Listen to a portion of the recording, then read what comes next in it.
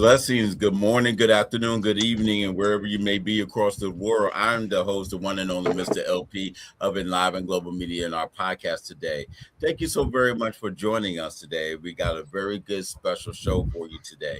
We're going to have to mix it around a little bit. We had to do a little bit of movement, but as always in life, you got to know when to pivot and know still how to deal the cards. If you don't, you got to get some practice in. Today, we have two wonderful, great hosts along with me today. I'm just so honored to have. First and foremost, as always, we introduce the women first. We have the wonderful Miss Linda Maisha. How are you doing today?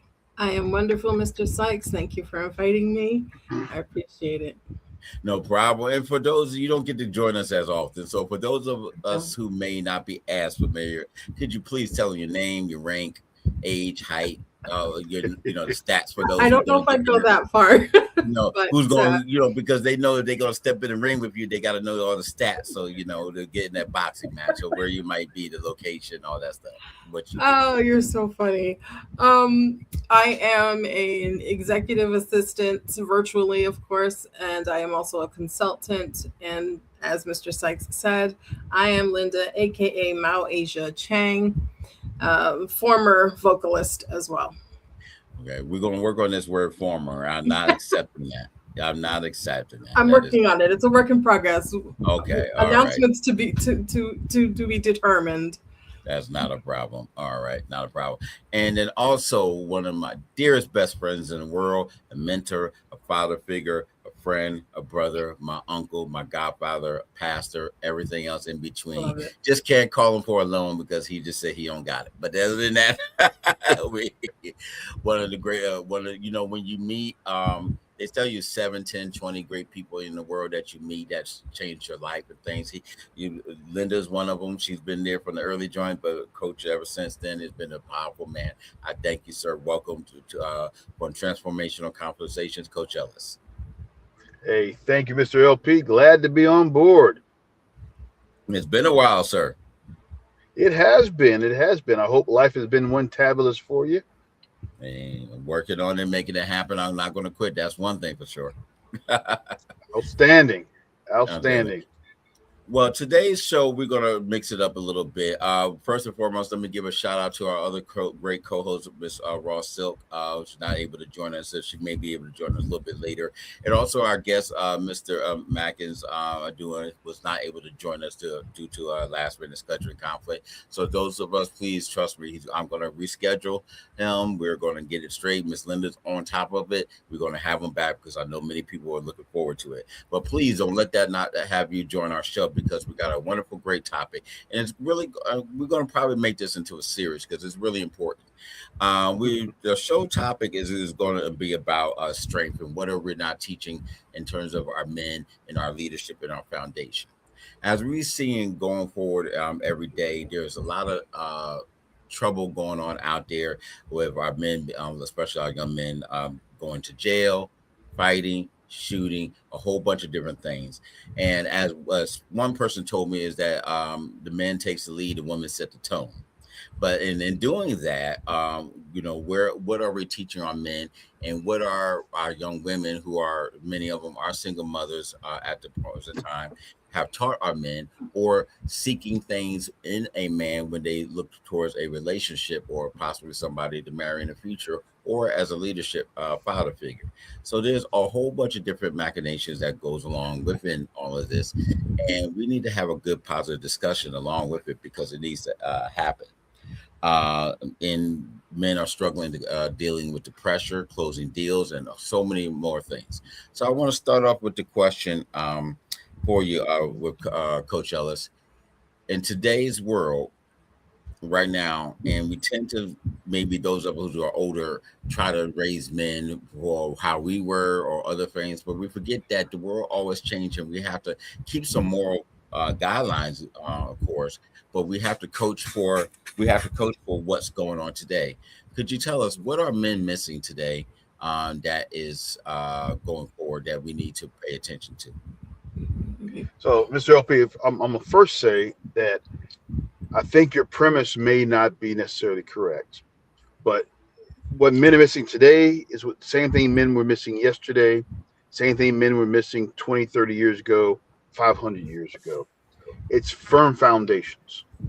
And we have a habit of trying to define what a man should be instead of letting people develop into how the creator has created them. And so the thing that is missing is a great sense of who I am. We tell our kids you can be anything you want to be, but we never tell our kids how to discover who they truly are. And so the first thing we're missing, the phrase I use is we have not discovered our divine design, how the creator has uniquely designed each person to include us as men. And if we don't understand our design, we don't understand our unique gifts, talents, abilities, and skills. I call it GTOS. We don't understand that mix.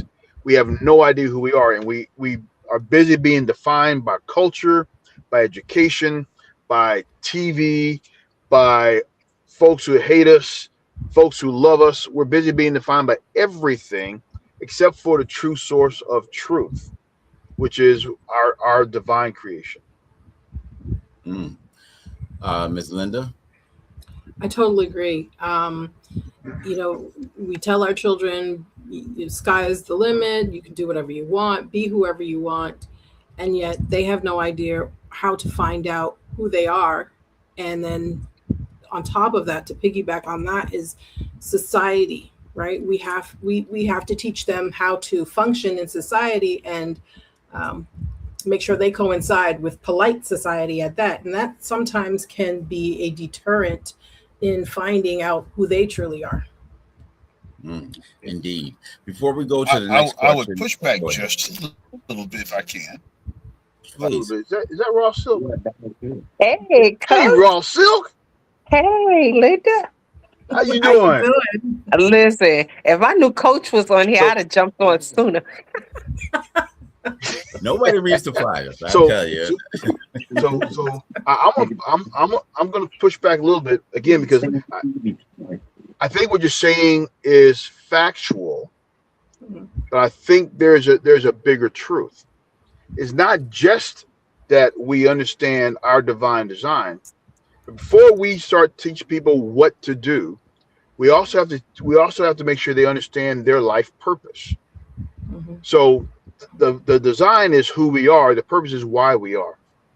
And if we begin to execute the what before we understand the why, then we'll be human doings and never become human beings.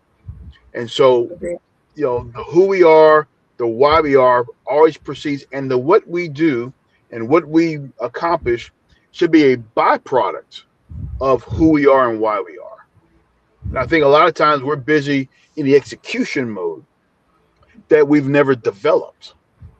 And so we're expecting people to perform at spaces they've never been developed to perform because the expectation is that they will know. My son was, I said, you know how to tie your shoe? He said, no. I said, of course you do. Well, I said, you never taught me to tie my shoe. And I just made the assumption every kid can tie their shoe. We make that with men, or people in general, but especially with men and men of ethnicity a lot more. And we've underdeveloped design and purpose, and we've jumped right to activity. Amen. Yeah, I agree. I would go so far as to say that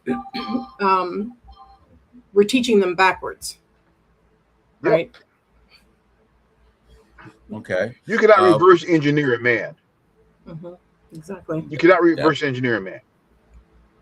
And I can't remember who said the quote said, but it's easier to develop a boy into a man than it is to reform a man who had a broken childhood. So in Africa, the manhood training begins at birth. There's a whole series of things these kids go through, to include rites of passage that bring them into their quote unquote manhood, which is not about them doing anything. It's about them becoming who they're supposed to become and understanding why they are significant. which gives them purpose. That is true. Let me jump in here, sir, for a half a moment. Let me give a proper introduction to the queen of the house, Miss Ross Silk. I didn't have her comment for today, so I'm going to be nice, but I'll say for her, welcome. Today we have Miss Linda Chang and Coach Ellis, and our other guest for today had some last minute changes. But Coach Ellis is great to be here for us, and we're talking about leadership and the development nature of men and leadership and going on in today's world and forward because of a lot of recent news of the killings of our young men, what's missing our men, and leadership is just a whole bunch of different things. And what is not about show for men is also going to be a show for women because women are not understanding in general what does it take. Too often we're relying on what we knew growing up, but sometimes we are not adjusting to today's society or actually what we were initially designed to, regardless of a time period. And things. Wanted you to jump in on there if you like. Yeah, I think, and I'm speaking from experience now. One of the hardest lessons that I had to learn and I had to hear was from my own son that a woman can't teach a man how to be a man, right? Because a lot of us are single mothers and we think that we can do roles. We think that we're doing the best, but I can only speak for myself and say I could look at my son and see where I failed, that had a male been in his life and put foot in ass for certain things, he wouldn't have done some of the stuff that he done. I mean, tell the truth and shame the devil, right? And so because our nature is to cuddle and to bail out, right? And so whereas I know, like, let's just say if he got arrested, right, and he's in jail, my instinct is I got to get my baby out of jail because I don't want him in that environment, where his father's instinct was like, no, his ass needs to sit there because if he didn't do what we told him not to do, he wouldn't be there. There's a consequence for action. So I learned that, and I learned that the hard way through my son. And he's 100%, 100% correct. There's some things that we do that we should not do. We overcompensate and we do a lot of things, and we think, I'm not calling anybody out, we really do think that we're doing a good job because that's all we know, and we go into survival mode because if you're not there and we got to do roles, we do roles. But you do learn somewhere down the line that missing component was crucial. I want to switch it up. I'm going to pull on you just for a second. So pull you to say, I appreciate what you said. So I would only challenge this. It wasn't a failure. It was just a misalignment. Okay. And I think words matter. And we change our talk, we change our walk. And I think a lot of single moms, they haven't failed. They're just misaligned and ill-equipped. I don't know any woman that can legit. So I have 5 children. Right, I can tell you all about having children, but you know what? I ain't got a stretch mark for none of them. Right. And for me to explain to a woman what it means to give birth is just ludicrous. Right? It's and so it's not that I don't understand the mechanics of it. I don't have the full context of it. So I might tell them factual information. But a woman who's giving birth can talk about a truth I can't talk about. I can talk about facts. And so when it comes to women raising young boys into being men, or men raising young girls into being women, it's not that anybody has failed. It's just that I don't have a truthful context which I can come out of. The best I can do for my daughters is raise a young woman that I would have appreciated, which is not the same as raising a woman. And just to add into that, Coach, that actually was going to be my argument in saying that, having a male figure, not only just for teaching a man how to be a man or a boy how to be a man, but even for a young lady, teaching her what a man should look like, what is expected or should be appreciated through the way he would treat a woman, and So, It, and I agree with you. I totally agree with you, Linda, because it's just like even now, my son is a single dad, and right, he has a girl and a boy, and he's already molding his daughter how a gentleman should treat her, you know. exactly. So even her brother opens the car door for her, you know, just little things or whatever and stuff. Now that like my grandson, I call him my gentleman. He's my gentleman. He helps me with everything, my bag. If Randy is not around, he will instantaneously, he's only 8, but he will instantaneously jump in the gap. I got your bags, grandma. I'll help you, you know, and things of that nature. And that's all being poured into him now. Now, let's not get it twisted. Sometimes his dad act like he forgot who the hell raised him and what was poured into him. That's a whole different topic. But those are the things that you know was poured into them. And I look at my brothers, my dad, and poured that into them. You protect your sisters. You know, you open. So I knew when I was looking for my husband, and Coach and I talked about this when we used to do the rule show.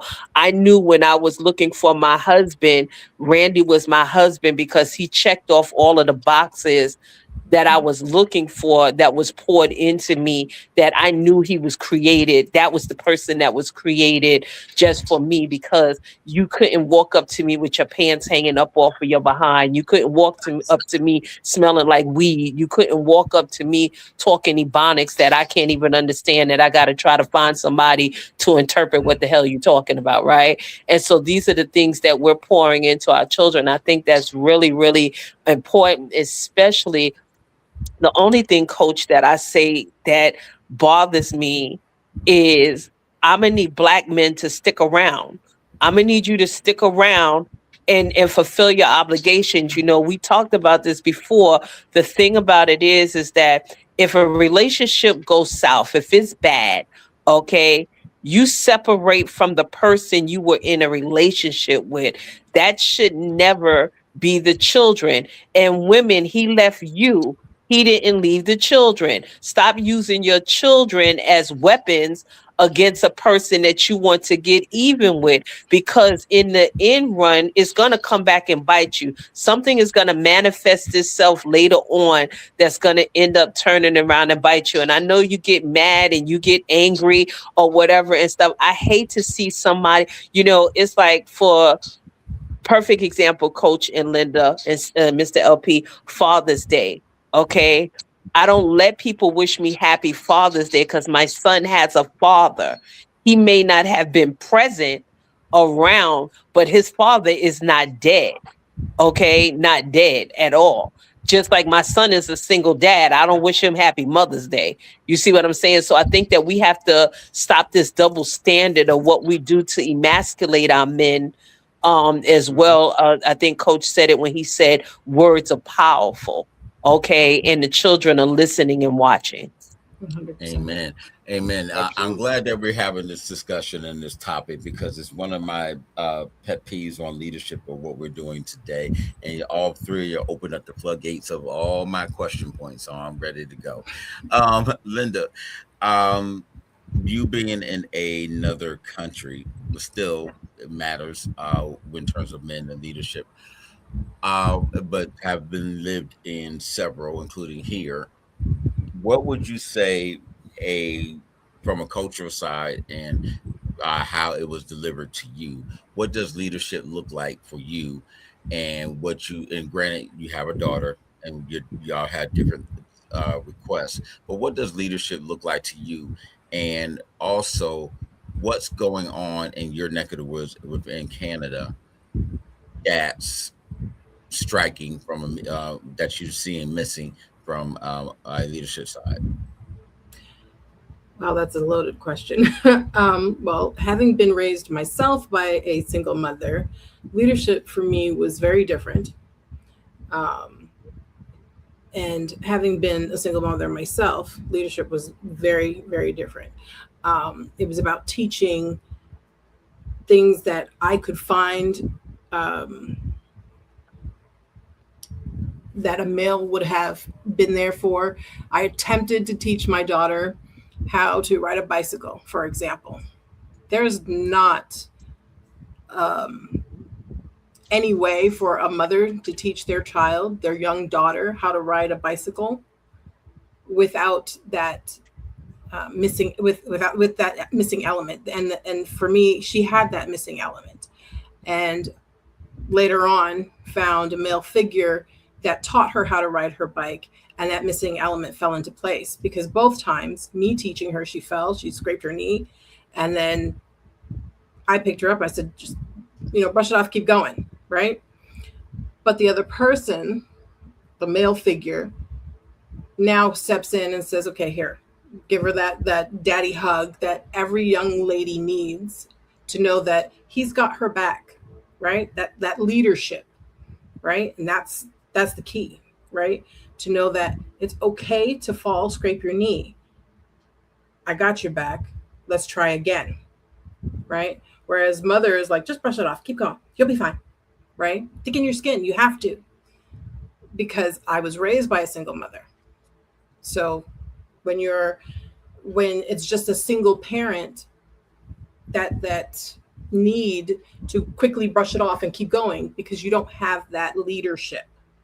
In my view, a male's role as a leader, he's meant to be that leader. He's meant to be the one who leads the household, leads the family, and she's meant to be standing behind him, beside him, knowing when to be behind him, knowing when to be beside him, and take leadership, take direction from him, right? And I think that's where the male figure has to come in, and knowing when to be that leader. They have to be taught that. What would you say did you see a difference in a cultural aspect, especially with the fact that Canadian does have a large European population as well, and American? Did you say, was there a cultural difference? I would say there is definitely a cultural difference. We have more than just European. We also have Asian and other. And in seeing, to be honest, BIPOC people overall, Black people and Indigenous people have suffered the most where it comes to having that leadership. And I'm saying suffer only because we're still striving to make that correction, right? Turn things around, in teaching our youth how to, as Ross Silk said, stay there, right? Still be present, right? And it's not just the males that need to learn this, it's also the females, as Ross Silk said. They need to still learn to compartmentalize. Female has to recognize that our relationship is our relationship.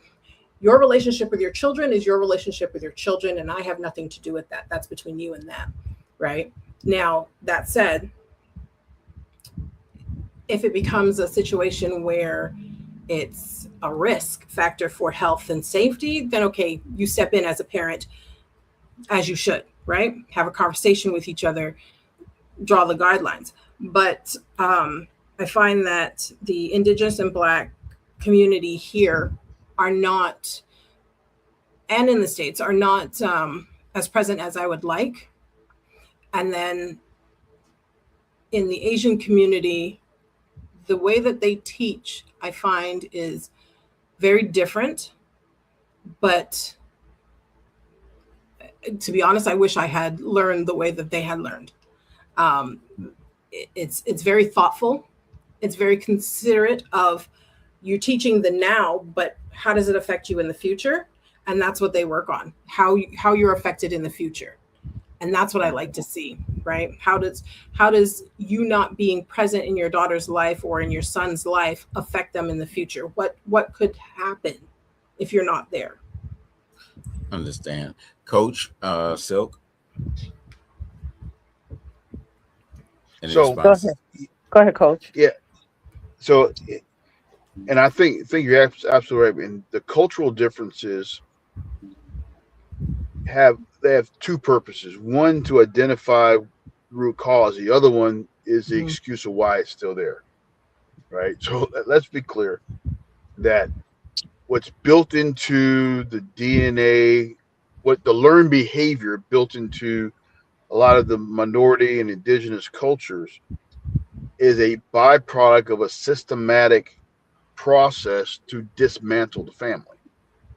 And so Colonization.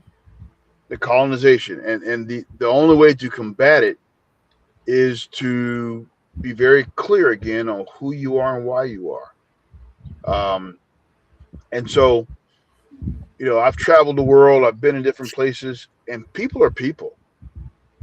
And no matter what culture you find them in, there's basics that everybody wants, and everybody wants our children to be better than we were. And the sad thing is that, when I talk to men who are not aligned in their kids' lives, and they say, "Well, because the mom does this and mom does that," I want to choke them. Say, "Hey, I don't care if you had to crawl through glass. This is your seed.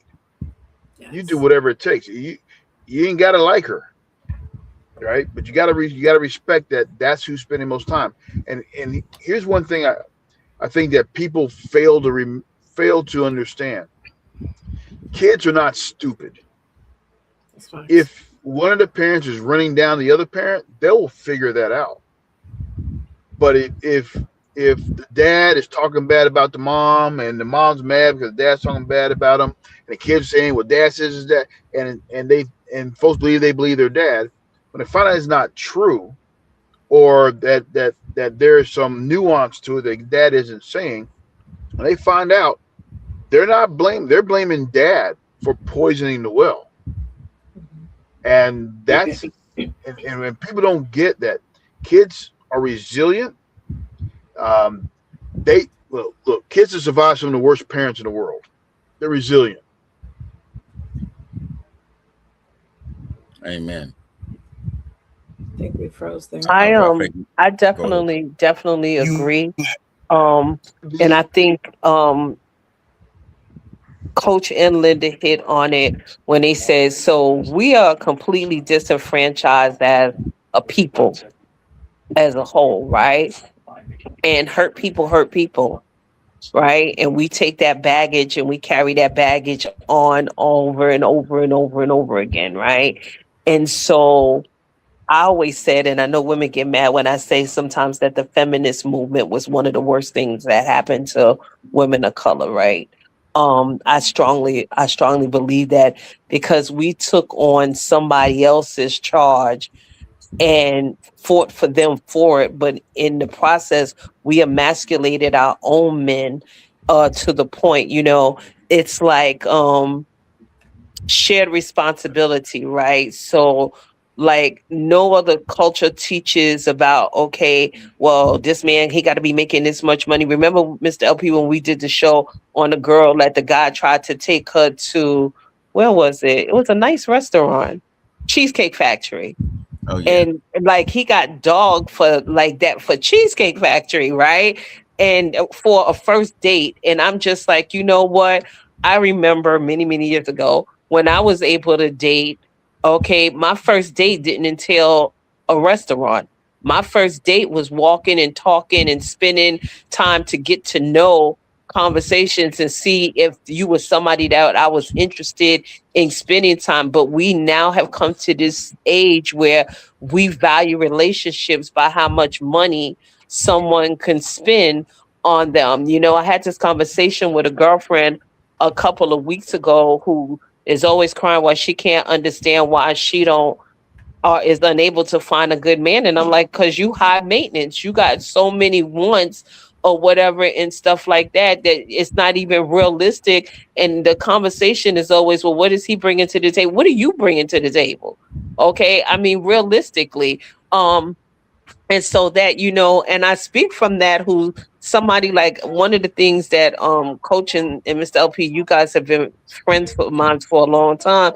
And I've shared repeatedly on conversations and shows that had I not got off of that high horse of all of these standards that I had, I would have blocked my blessing. I've been married now for 19 years. Okay. And I would have blocked my blessing. I would have missed out on a man that God truly designed for me, that I can be raw silk and he doesn't feel less of a man, you know what I'm saying? For that. But I was very honest when I was on that horse of high standard. My husband wasn't somebody that I would have gave a second look to because he didn't work here and he didn't do this and he didn't do that or whatever. But I look at friends that have all of that in a man, but he's in the kitchen and won't even bring them a glass of water if they asked him to. Right. And so these are the Mhm. things that we need to be looking at or whatever. We need to be looking at. I shared that my first year of marriage, I got terminally ill. They didn't even think that I was going to make it. And that man didn't walk away and leave me. He carried me everywhere I needed to go because I couldn't breathe walking across the floor. And so these are when we start talking about leadership in men, right? I'm a firm believer that people tell you who they are without even telling you who they are, right? And I know because one of my books, I'm taking this shameless plug now, is The Bullshit Theory, right? Where women have that God's gift for women's intuition. We know that man ain't no damn good. We know that alarm be ringing off all the time. We put it on pause like that alarm that when wakes you up in the morning at 6, but you know you got to get up, but you keep hitting it just one more time, Didn't just one snooze. more time. Exactly. It's the same thing. We have that gift of intuition. So then we expect something different coming out of what we already seen going in. Or those women who you date a man who you know got a girl who's sneaking around to go out with you, and then you expect something different when it happens to you. I just don't even understand that. So I think when we talking about that leadership piece, we have to be stewards of our own selves first and realize our wants, our needs, and our expectations. And then we go and seek that balance from that other person. Because if you just want a bed warmer, you could easily find those. They're like a dime, a dime a dozen. I've worked in low income housing before I retired, and I used to say to the young girls there that I used to mentor. So he's coming over here acting a fool, destroying where you are, but then he's going back across town to his real house. You should be with somebody whose goal is to get you out of the projects, not move in with you into the projects. Food for thought. Mhm. Indeed. Coach, I'm So, going to come to you. Oh, so sorry. Go ahead. yeah, and yeah, and let me add this about just a leadership space. And I think a lot of people misunderstand what it means to lead a household. What does a head of a household really mean? It, you know, we all family. You ain't the HNIC. That has never been the theory, right? Mhm. What headship means is setting the environment so that everybody in that environment gets to be everything the creator created them to be. And so it ain't about being in charge. It's about working harder to make sure that everybody, what the wife, the kids, and everybody, that they have the room to grow and be who they truly are. And the truth of the matter is, she might be more masculine than you, and you get to set that up so she gets to be all that. She might be smarter than you. She might have more money than you. She might have more potential, more talent. And you can't, if you're sure who you are, then you set the environment for them to be great. I don't quote this person a lot, but there's this televangelist named Joyce Myers, and I'm not a big fan, but here's one thing she said. She said, "I could not be who I am if it wasn't for my husband David." And most people never knew she had a husband. And she said, "He sets the environment. I can be who I am." And that is the role of leaders, to set the environment so she can be the all-star, the superstar, the housewife, the stay-at-home mom, the teacher, whatever she's called to be. My job as head is to set the environment. She can be the superstar at what she's supposed to be. Exactly. Amen. Let me, Coach, I'm going to ask you a question, and this might sound like a loaded question, so please forgive me. I know nothing, Jon Snow. I know nothing. All right. So in the scripture, you do point that a man is asking, what am I supposed to be here? But in the same token, you being a man of military means background, the military takes an 18-year-old and with nothing, for example, and give them structure, a mission, and brothers, and in today's world also sisters. But our neighborhoods hand the same young man a phone and a hope. Lucky if you even get the phone now. What can we steal from that model? Well, I am a military guy, and I'd say we need still nothing for the model 'cause the model's broke. It's a facade, Okay. All right. right? They take young people, they give them purpose, mission, but if this is a heart thing, right? I can give monkey the skills, right? But monkeys don't have souls. Right now, talk AI into doing anything, right? It doesn't have a soul. Well, we're in the business of soul redemption. So I'd say take nothing from that model. Instead, we take from the African tribal model, Okay. where here in the West, it's all about us individually, right? And that's how we get to have white nationalism and Christian nationalism because it's all about individuality. But in Africa, the phrase is "I am because we are," not "we are because I am." And so in our communities, it is the collective of wisdom that forms the community first, and people are part of the community. Then they are free to grow into who they're supposed to be. And that's a different mindset. But we're caught in this European Western mindset that is all about me. And if we really want to change men in our community or women for that fact, it must come about the community first. And Hmm. then we're born out of that relationship. I think that's key too, because I like that Ubuntu is the saying or whatever. And Yeah. the reason why that's so important is I always say to people, we are a people that are village in nature. We come from village, right? And everybody in the village has a role, and they're not looked down upon. You got your hunters, you got your clean, everybody in the village has a role.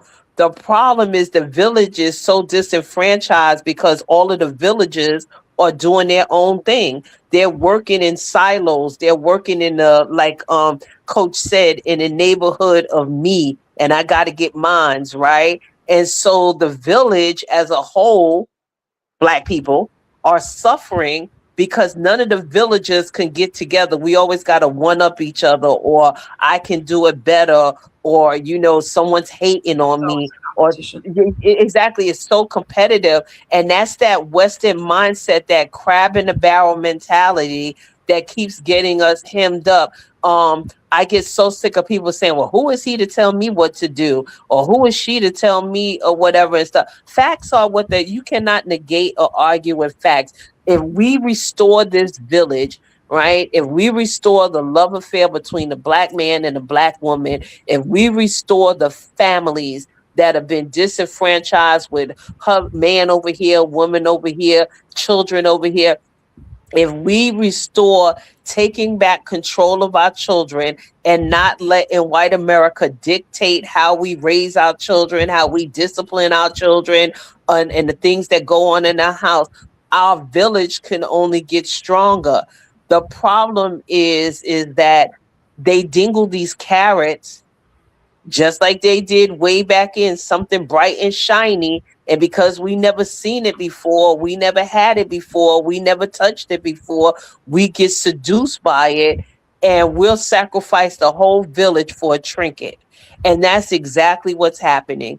Okay, we keep sacrificing, Mr. LP, Coach and Linda, we talked about how you got to argue with people, stay the hell out of Target, right? And you come up with 50,000 reasons why you got to shop at Target. You say don't go shopping for Black Friday, and they got TVs on sale. What are you, crazy? Or whatever. It's always an excuse with us. Okay, when we go back to, or people go, oh, that was back in the days, right? The thing about it is, okay, let's just take like something as simple, the Montgomery bus strike, right? The Montgomery bus strike mean nobody's black behind got on a bus. That means we got to walk, Standing we got to together. bicycle, we got to roller skate, we got to carpool, we got to do whatever we got to do, because as soon as that one person gets on the bus, you have destroyed the entire movement. And that's what happens. We cannot collectively agree on how we are going to demand and get the treatment and the respect that we deserve, because we can't collectively agree on how we're going to accomplish that. Exactly. Yep. I got another point, a couple of points I want to bring in, but Linda, do you want to respond to that? No, go right ahead. Okay. It's all well But said. I'm going to go to a couple of different directions. Two that are in the current unfortunate situations. I don't want to speculate on the case because a lot of it is still open, and the medical examiner still has the body, but dealing with the Noah Well situation.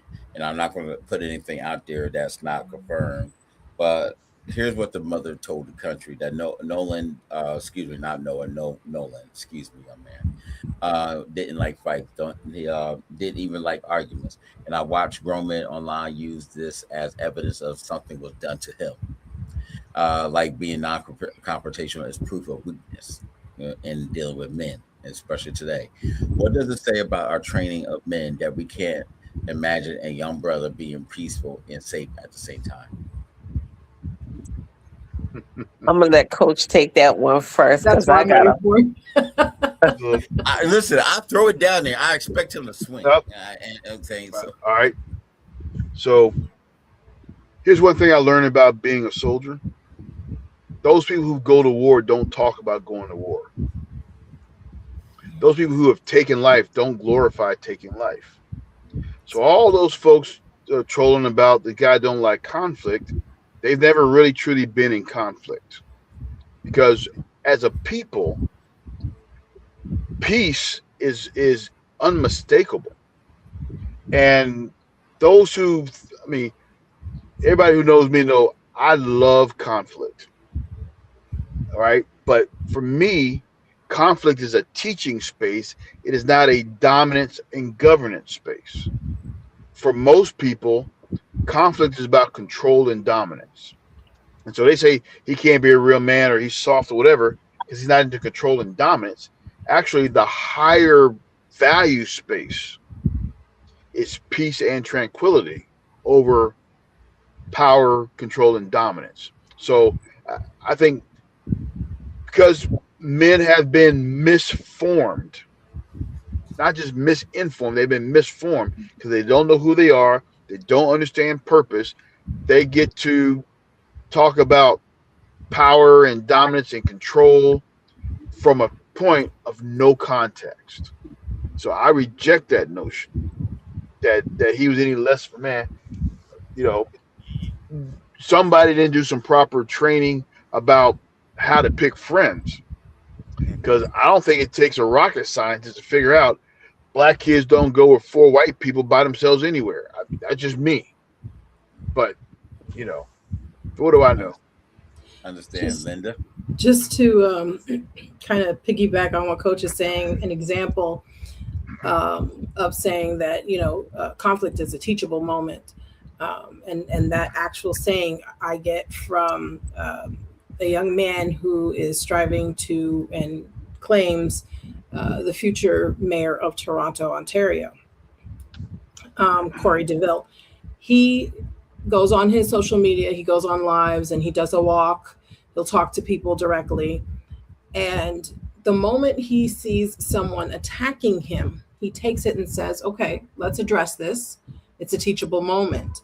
And he asks them, okay, what's your problem with me? Like, what's the issue? Right. And he'll address it right then and there. He doesn't have to cuss. He doesn't have to fight. It's all about logic. It's all about how you deal with the situation. Right. So when they say that this young man doesn't like and conflict and he's weak, that doesn't mean he has to fight. You simply use his words and his knowledge to deal with the situation. That doesn't make him weak. In fact, that makes him quite the opposite. Exactly. Silk.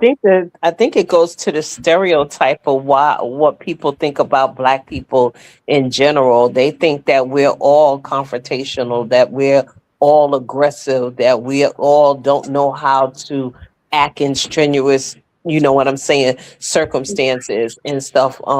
It's kind of like sort of like what we talk about, Mr. LP, with your gentleman nature. When people are not used to something, they take it as is weird, or we box ourselves in or whatever.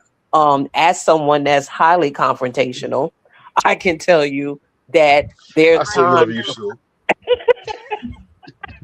See, and I just I say I'm can- just bossy. exactly. So there's just like, but there is times where I strictly know how to, like, okay, just pull back or whatever, because one of the things that we always remember, right, is the rule that everyone comes home, right? Everyone comes home, and then we deal with this situation later or whatever. I need you home first, right? I need to be home first. I need Randy home first, right? But just the propaganda that's out there that we're so aggressive and we're so mean and black. They listen, a lot of you be surprised. A lot of people think that all of our men walk around with guns and just, that all of our men smoke weed, all of our men do drugs. You know what I'm saying? Because this is the stereotypes that's out there. But it goes back to something in my grandkids' room. They have two black African art pieces. The name of them are "You Are What You Eat," right? And it's two children, and it has all of these things on a fork and being put to them, things that people say or whatever. And the reason why I got that for them, because the stuff that we ingest, the stuff that I don't let everybody pour into my spirit. I don't let everything pour into my spirit. I don't even let everybody pray for me. When people say that they're gonna pray for me, I'm like, no, I'm good, because I don't know what the hell you praying, okay, or whatever and That stuff. part. So I think it's just really, really important to know that we are what we eat, we are what we ingest. So when we say don't let our kids listen to some of this crap of music that is being made today, because we don't want that to pour into their spirit, when we say that little girls should not be twerking at birthday parties, and nor should their characters that come that you're paying be twerking with them. There's a reason. But then you get people that go, oh, you need to mind your business, you so critical. But I'm telling you, your kids are what they eat, and whatever you allow to be poured into them. I've had this conversation, coach, offline with Mr. LP, where my grandson had a Caucasian teacher, and I could see the setup. And I like went up to the school, and I'm like, oh no, not this one. What you not gonna do, you not gonna prep him that he's never gonna be nothing but in the penal system or whatever. This is Mhm. not what we're gonna do. So we need to either remove her or we removing him. Okay, because these are the things that's poured into our kids on a daily basis. When you look at the whole education system, the way things are set up, the way they go to lunch in the cafeteria, and then stuff, and then they watch TV, and my grandkids go, oh, we have our lunch like that. It's all programming. And so we have to be mindful of what and who we allow to pour into our children, to pour into ourselves. One of the things that Coach and I talked about on the show is soul ties, where you sleep with somebody. When you sleep with somebody, that person leaves a little piece of them behind, whether you want to believe that or not. I don't want that type of tie with somebody that I'm not serious about. And so that's what I think that we need to be. We need to get back to that village, but we also have to be mindful of what we allow to be poured into us. Amen. Amen on that. Want to give a shout out to thank you to our other hosts. Thank you, Miss Arthur and Nika Walston. Thank you so very much for watching and supporting us. And also, newly found cousin.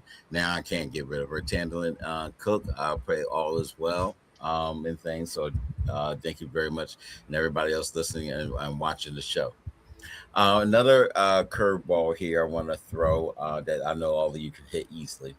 Um, this past, it was like maybe 4 days ago or Sunday, the Atlantic reported that Democrats are adopting masculinity as a campaign strategy. heading into the midterms, with reporter Russell Berman rating that the Democratic manly man is back. The piece has kicked off a full-blown fight online, including a widely shared response arguing that masculinity in politics can't be manufactured. And a detail about Representative Jason Crow telling Atlantic, you can tell if a man has calluses on his hands about his thing about on his hands. Meanwhile, the other side has been selling their own version for a decade. So both parties are now marketing manhood to our brothers. Um, but with Coach in the framework that we talked about in the past, about a hard line between performative confidence and internal stability. When a political party sells a man an image of manhood, what is actually going on? I should say. It's programming, and when the Democrats do that, they are trying to balance a political problem using the enemy's playbook. The Republicans are doing it. You remember, they.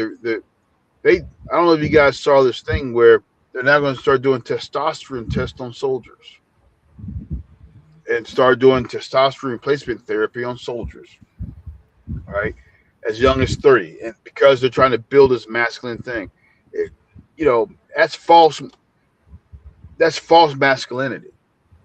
You know, and we get to define what masculinity is, and I must not be masculine. I jump out of airplanes. I've done all things, but I don't cut grass. I don't fix cars. I don't do that work, right? I sit in an office with a computer and I generate intellectual property.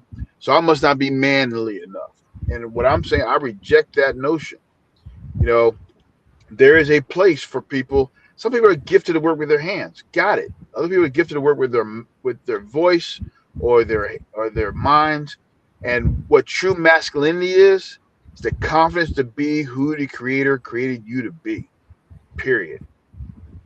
And I know some very quote unquote soft men, but the masculinity in them is they are clear that hey, I'm a dancer, I'm an artist, whatever they are, that's who they are. That's the masculinity space. I otherwise it's toxic masculinity. Agreed. Agreed. Gonna go with reverse. Silk. I can't follow up on Coach on that. So I'm gonna go to Linda because I totally agree with him. I totally agree with him. I think the other thing too is that um just for us as a people, we have to decipher the political shenanigans, and that's on both sides. Okay, that's on both sides. The political shenanigans of the Democrats and the shenanigans of the Republicans. How many times we're gonna go for the banana in the tailpipe? I mean, for me, I don't no longer look at party. I look at who's talking my love language, who's talking about the things that's important to me. That's important. That's gonna affect my grandchildren. That's important to me because all of that stuff, I always tell people I always go back to Eddie Murphy's movie, The Distinguished Gentleman, right? Great movie. And that movie was a teachable moment for me of just how politics work, how they will negotiate things. Hey, if you vote for me, I'll do this and you could get this or whatever and stuff like that. So I don't really think neither party has our best interest at heart. I just think that we have to go for what I say is the lesser of two evils. Okay, so and that's much. And then because we surely can't be using the idiot in the White House as the poster child for masculinity. So yeah, I'm a little confused by that right now. So yeah, no, I agree. So and let me throw this in. Since when do other people get to define for us what masculinity is? Correct. That's a fair question. I think we have allowed too many times because people are not taught to communicate and authentically ask that question for themselves, because that's going to be a different answer all across the board. Well, at the end of the day, if you're operating in what defines you, it may not be the exact uh, the, if I have a hammer, I can do a bunch of different things with the hammer. Right. Hammer is not what it is what's behind that hammer. I use myself for example. Absolutely. Go ahead, coach. No, it just reminded me, what just popped in my head. If they want to talk masculinity from a historical perspective, who is more masculine? The 6'5", 245-pound guy carrying 100 pounds of sacks of cotton, or the 135-pound 25-year-old kid with a whip in his hand? They both get calluses. Right. Who's masculine? Or for that matter, the 20-something child who decided to come up with an entire program on how to save a village by harvesting water. Right. Mm-hmm. Right. Yep. Amen. Amen. I don't want to keep the show too long, things, but I want to close with a couple of questions I want to ask, and I have to start with Coach on this one. The most undertrained muscle in a man's life is what? His brain or his heart. Right.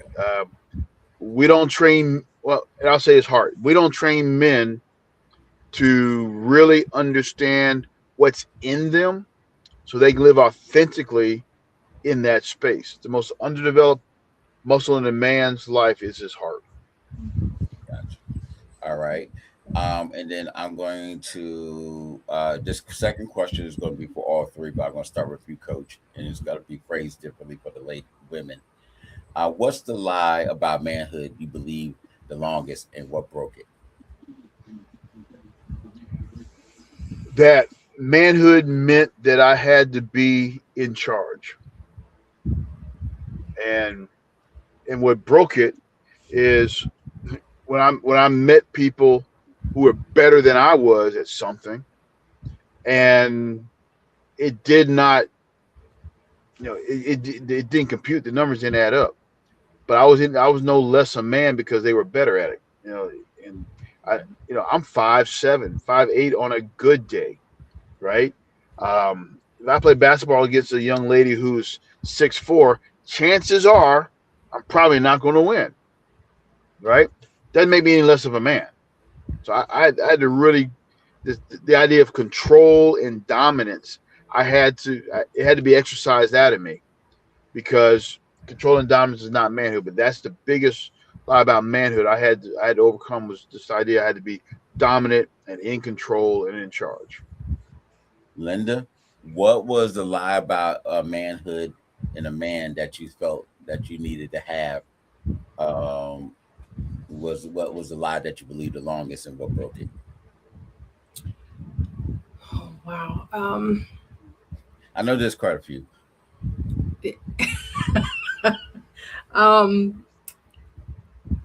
That he needed to be the breadwinner. He needed to be the breadwinner. He needed to control everything. What broke it for me? Being a single mother. being a single mother, learning that, there is a difference. You can have a partner that makes more money than you, and yet you still have a huge contribution into each other and pour into each other. So I think Coach Ellis said it best earlier. If she's making that, she's got that space available to her where she can grow, he's leading, he's supporting, he's a man, and it doesn't make him less. It just makes him better, because he knows that it doesn't make him less. Shameless plug. We could have fixed this 49 years ago, but that's all right. I just want to let you know that. Silk, same question for you. I think both what Coach and Linda said, definitely what Linda said about being a breadwinner and being in charge, and things of that nature. I had a real force misconception about that. What broke it was getting married. What broke it was getting married, learning my husband, seeing my husband, and realizing that in this lifetime, I would always make more money than my husband because of how I set my career path up. But that didn't make him any less of a man. Um, That's right. Learning how to submit and allow him to be the man in the house, okay, to be the strength in the house, to be equally yoked with somebody, to have those conversations about not what I'm going to do, but what are we going to do and how we going to do it. Um, I think Coach can attest to I didn't there's a saying in my culture that I didn't have to small up myself for him to feel like a man, right? And what I mean by that is he allowed Raw Silk to be Raw Silk, and he unapologetically one of my biggest supporters. Okay.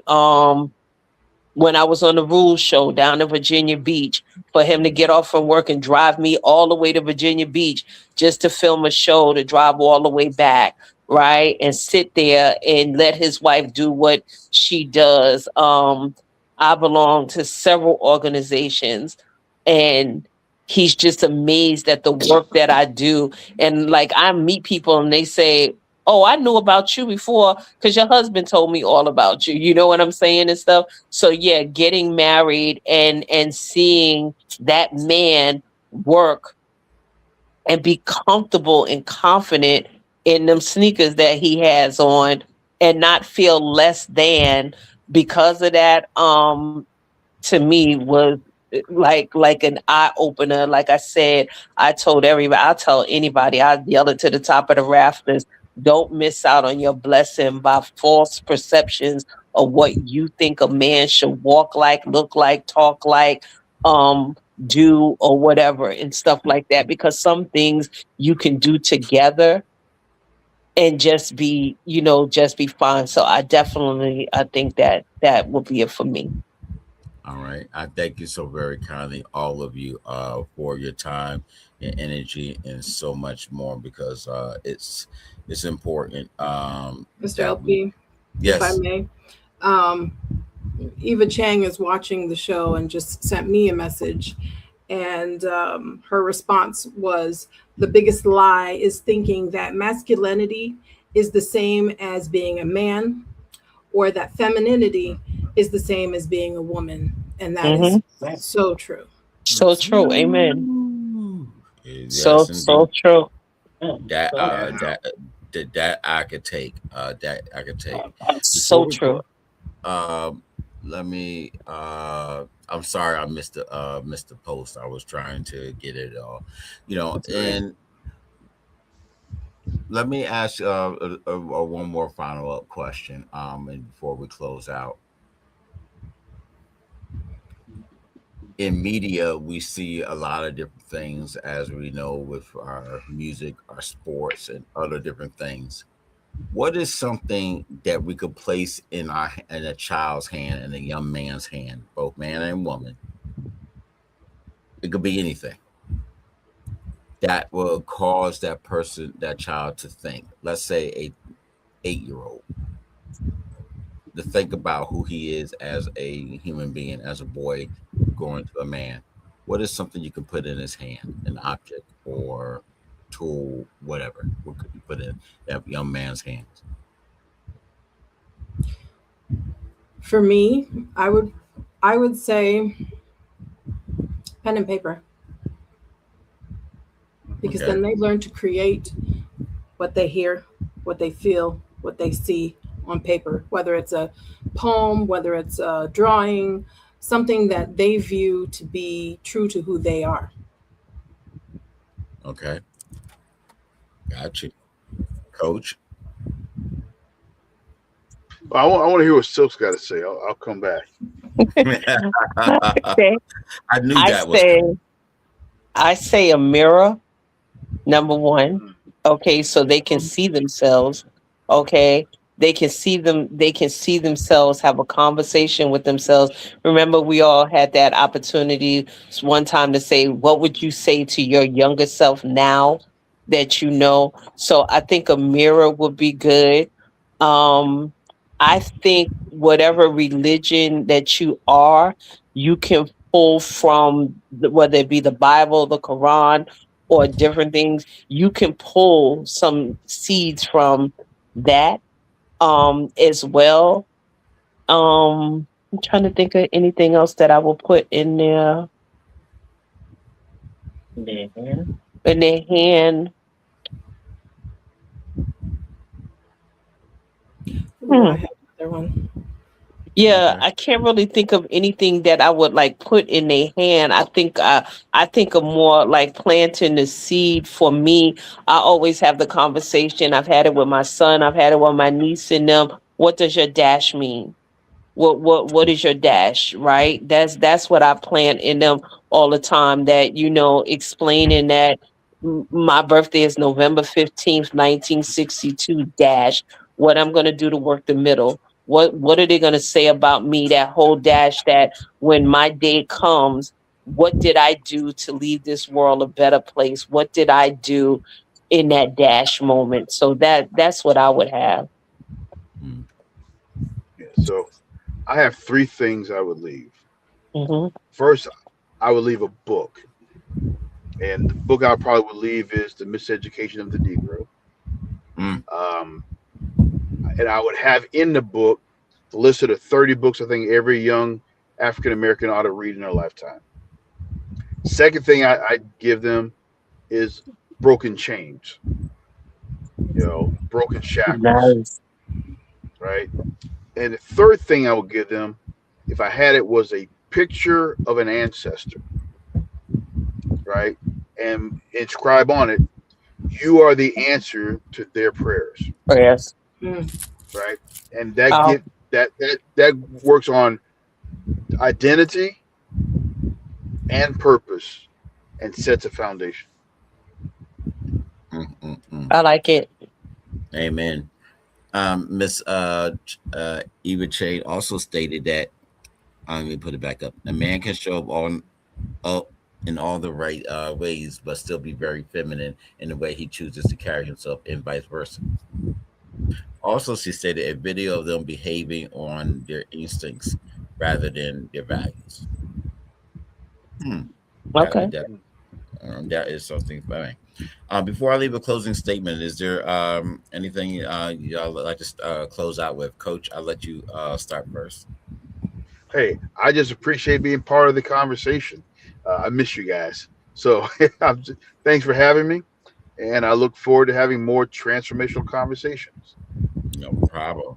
Linda? Coach, it was a pleasure to finally meet you in person or virtually. And Silk, as always, a pleasure. I love hearing both ideas and thoughts. And Mr. LP, you already know what it is.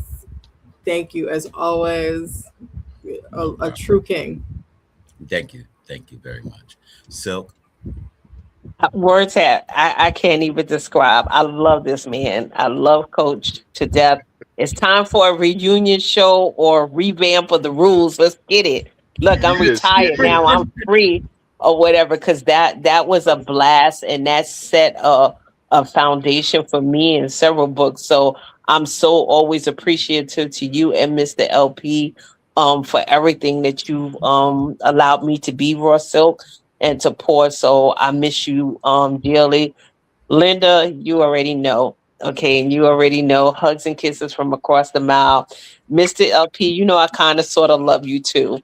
Um, you I just know. want to let you know, Coach didn't want you on the show. I had to beg him and give him some money. Yeah. See, Yeah, that never happened. That never happened. But in all seriousness, I'm happy that we can continue to have conversations like that, in the vein of each one teach one, let me learn you something. Maybe somebody uh can look at something in a different way. Maybe somebody listening in hear something that sparks them to do different, be different, act different. And so to me, that's what's all this about. Wait, somebody want to say hi to you. That's Uh, Going on, coach? hey, what's going on, brother? How you doing, man? How you doing, man? How you been? I'm doing good, Randy. Good to see you, brother. Looking Okay, good, we'll man. talk offline. Love the He said, haircut. we'll talk offline. We just, he was like, All wait, right, that's that Coach worked. ran all the way in the room or whatever. So, yeah, always. I'm so thankful. I'm thankful and just hope, Coach, that you come back again and we can continue dialoguing. No problem. No Amen. problem. I appreciate it. All right. I want to All right, so understand people. Silk, I'm going to send you some. I've been writing a set of articles on nationalism, so I'll send that to you. I want you to check Okay, that out. wonderful. Okay, no problem. Oh, Lord, that's going to be a problem already. I want to let my closing statement. I'm going to title this as "Leadership is a Load," and I wrote some of this out a little bit, but I want people to bear with me a little bit because I didn't get a chance to fully finish it. But I'm going to do the best I can. But I want you to hold it. When I say leadership is a load, I want you to think about it, hold on to it for a second, and take a deep breath. Because we throw that word around like it's a title, leadership, like it's something you get handed to, you're owed, like a nameplate or a corner office, a pulpit, a bigger chain, a blue check, whatever it may be. But it's really a not. It's really not what you think. Leadership is not a position; it's a posture. It's not a crown; it's a cross. It's not what you get to carry off, but it's also what you agree to carry, especially if you decide to have children. Because a title says, look at me. Leadership says, follow me. And you can't say, follow me if you're not going anywhere. But we've got confused somewhere, both men and women. We started measuring a man by what he controls, who he can shout down, who he can shut up, especially how he can control your woman and how long loud he can get before somebody folds. We try to, especially those who are maybe bigger and stronger, and try to push down and beat on women or men. And that's not leadership. And so I'm going to steal a word what Coach usually says sometimes, the word volume. That's what it really is. I know he's laughing, but it's really just volume, noise. Anybody can be loud. Loud is free. Loud doesn't cost you anything, but presence does cost you. Consistency costs. Showing up on a Tuesday when nobody's watching, when there's no camera, no crowd, no clout, no social media, nobody to brag to, that costs. And the bill that unfortunately a lot of men today are not paying, and a lot of men in our past are not paying, but we damn sure got to teach our young men and our kids, future kids, that you do have to pay. Coach broke it down. We talked about, and if I got it correctly in my head, Coach, the real, relevant, empower, authenticity, and legacy, and leaving. Okay, That's I close did listen. enough. Okay, I did listen, but let me say it plain to a person who's listening to a car, somebody who may be listening in passing, or what have you. That somebody's got to eat off the tree that you'll never sit under, but you help plant that tree. And that's the last one, the whole thing right there, legacy. And I know it gets tossed around a lot, but it's the truth. Because the design was never about you. God didn't build a man to be served. He built a man to be spent, poured out, used, and handed down for the next one. Now, you have shoulders. I'm tapping mine. And yeah, your shoulders. And they're not for flexing, and those are for carrying.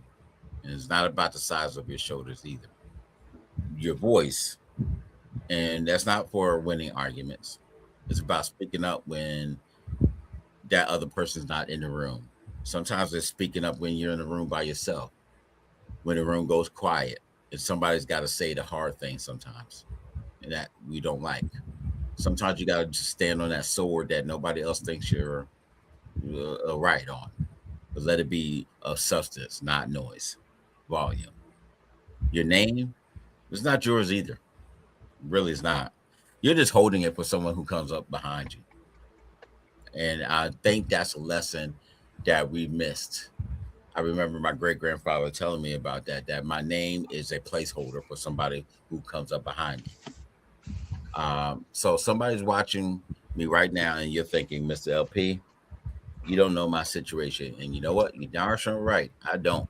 Yeah. And in some of y'all situations, I don't want to know. I don't want to testify against you. But and maybe to you, you may not have a title. Maybe you got no job right now. And I know what those numbers look like out there. And we talked about this ad nauseum. And maybe your father never showed you none of this from a man perspective, or never sat there and have a conversation with the daughters. Maybe you're 45 years old and still trying to figure out what a man is supposed to look like because nobody ever even showed you one or gave you an example. But hear me, and I ask you, please hear me, because you are not broken. You may be misguided, may be misaligned, may be misformed, as Coach would say, but you're not broken. You were never broken. Um, we just need to be trained correctly, and there's a difference. I'm not going to be reductive, but there is a difference because broken means to throw it away, and I'm not willing to throw any of you away, good, bad, the innocent, no have you. You know, it starts tonight. You don't need a stage. You don't need a step. I'm sorry. You don't need a stage, but you do need a step. You don't need a following, but you need one young brother who watches how you move. You don't need to be perfect, but you do need to be present. So lead your mind before you lead your money. Lead your house before you lead your city. And lead yourself before you can ask anybody else to go with you anywhere. Okay? Especially before you start asking all these women and children and whatever. It's getting crazy. Because a man who can't lead himself at midnight has no business leading anybody at noon. And if you're going to fail at it and don't listen, sure, you will. And you're going to snap out of it at some point. And you're going quiet where you should have stayed. Do it. Some people go quiet. Some people don't bother. But you have to step up and do it anyway, because failure is not a verdict. Failure is training. Every man who you ever admired, he was somebody projects first. Somebody prayed on him through. Somebody grandmother put hands on him, more ways than one. And somebody corrected him. Somebody stayed. So you have to be that for somebody, for one person, this week, this hour, today. That's the design family, not dominant. Deposit, not control, but covering, not a crown, a cross. I thank you, Coach. I thank you, Silk. And thank you, Linda, and everybody else who's watched today's show. I appreciate your time and didn't consider it robbery. If you have any questions, comments, concerns, please always feel free to reach out to us. Our email, our email is enliven, ENLIVENGM @gmail.com. You can always reach us. Please post comments after the show. We always respond. We email you back, and we appreciate it. And also, if you have any kindness and things of that nature, please be very grateful for any donations. It takes a lot to pay Silk. And she charges me every week. Our Cash App is at IMMRLP, Venmo at $ I am Mr. LP, and our Zelle is enlivengm@gmail.com. Linda says I got to pay her $1,000 a month before I can continue to be her friend, so I got to do something. So I thank y'all very kindly. Y'all stay with me. I appreciate you all, and may you have a great and blessed day. Bye bye.